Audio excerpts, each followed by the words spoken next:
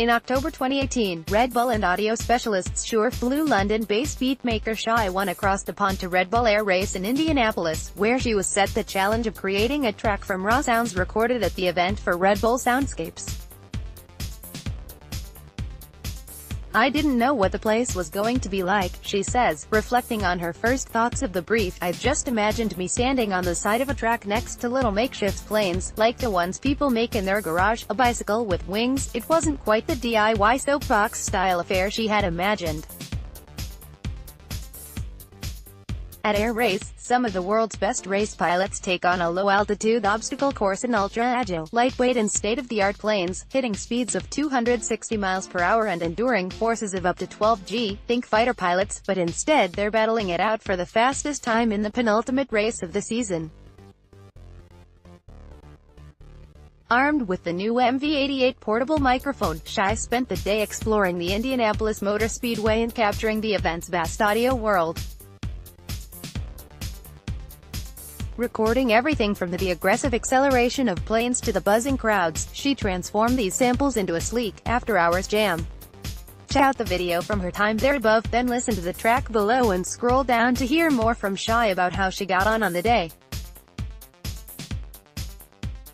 What were your first thoughts when you were given the brief?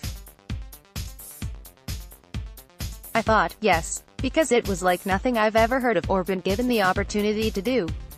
It was also quite a scary challenge, not just as a beatmaker and producer, but for me, for my process.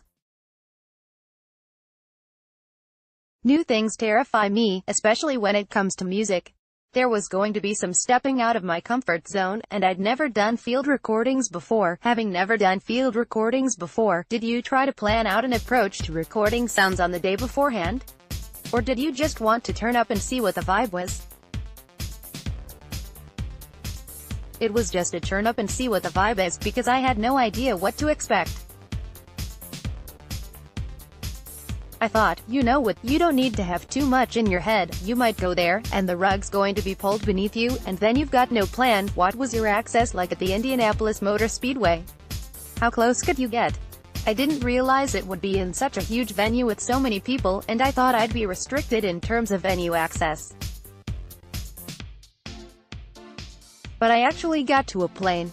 To be honest, most of the sounds I used in the track were ones that I recorded up close, like me standing with the plane wing half a meter away, and the pilot tapping it and closing his hatch. But besides that, once the races were on and the planes were in the sky, the closest I could get was as every other spectator could get. Pilot Martin Sonka shares his knowledge of the course with Shy One. There was going to be some stepping out of my comfort zone. I'd never done field recordings before. Shy One didn't dream that I'd get that close to the plane and get the music of the spark plug or the propeller.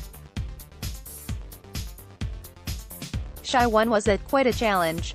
I can think of the sound of a plane flying through the air as quite low and droning, like a whooshing sound. And from listening to the music you produce, it's quite rhythmic and punchy. Is that why you decided to go with the mechanical sounds? Definitely.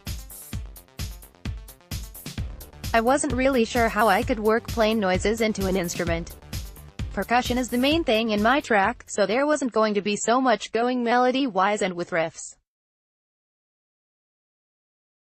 But I didn't dream that I'd get that close to the plane and get the music of the spark plug or the propeller, and I'm grateful I did.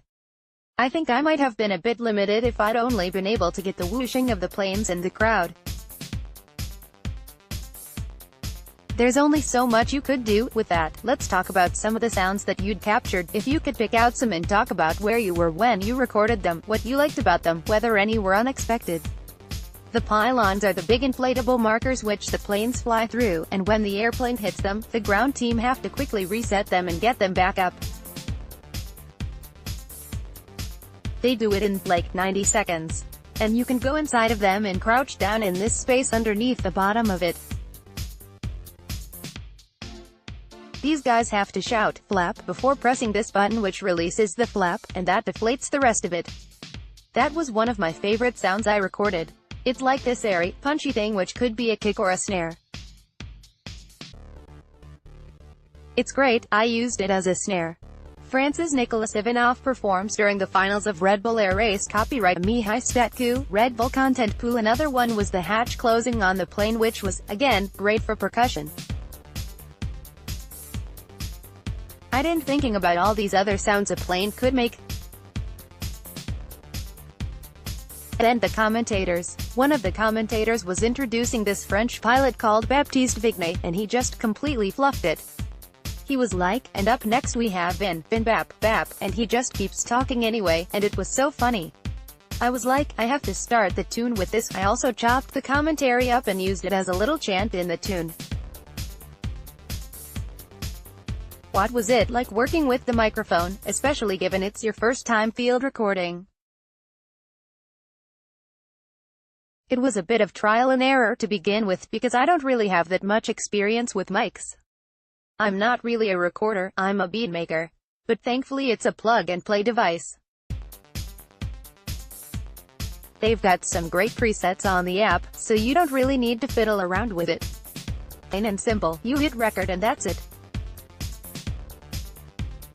As long as I had a clear sound, I could add effects, equalize it, and play with the levels in the studio. It was really straightforward. With planes reaching speeds of over 200 miles per hour, Shy keeps her distance. Copyright Me High Statku. Was there anything that was particularly challenging about the day? Or was it just quite exciting, just exploring and watching planes race by? I think the challenging thing was being a bit more decisive with what sounds I record, because I didn't want to have too much stuff to choose from. And also, just trying to think of different sounds to get besides the same planes going past. It could have gotten a bit boring. I had to get creative, going up to people and asking, where can I go, who can we get, who else can we speak to, what else can they show us? It's like a treasure hunt. I described it as an audio buffet. I came through and it was like, what am I gonna pick today? I could go over there. They've got bouncy castles and kids. They've got the DJ stage. They've got some commentary, pilots talking, golf carts, motorcycles going around. So yeah, it was just picking what was good to record. Did you have an idea of the kind of track you wanted to create before you got to the studio? I wanted a track that was mostly drums, simple bass and some obvious plain sounds, with only one or two other instruments. But I didn't have a melody in my head. I also had a rough idea of what sounds I wanted to use. I managed to use all the sounds that I said I would. The plain sounds provided ample choice for percussion in the final track. And did you use them as they were recorded, or did you manipulate them? They're not completely unrecognizable. I literally just cut them out and changed the volume envelope so it tails off a bit at the end. It sounds smoother, nicer for the ears. I had some delay, some echo, reverb. I took some low end out to make it fit into the track a bit better. And then I added one or two effects, but nothing that completely changed the instrument. All it did was enhance it, or add a bit more texture or warmth to it. So yeah, I didn't do too much to them. Not too much at all. How do you feel about the track now it's completed?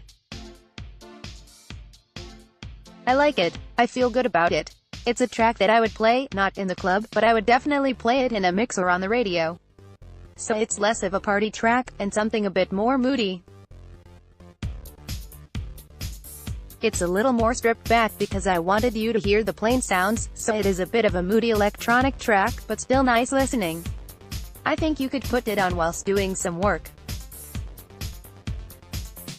I don't know if you could work out it, maybe, actually. I could see myself on the leg press listening to it. It's 126 BPM, so it's a good pace. Since I was given the mic, I've kept it in my bag every day since. This is going to be a part of my production process. Shy one, and looking forward, having had this experience in trying out field recordings for the first time, has that changed how you're going to make beats and tracks in the future? Definitely. No word of a lie, since I was given the mic, I've kept it in my bag every day since. I've always got it ready, I've always got it in mind.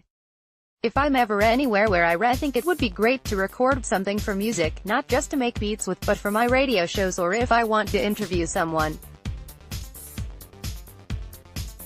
I'm always prepared now. It's definitely changed. This is going to be a part of my production process. Find out more about Red Bull Soundscapes at redbull.co.uk/soundscapes.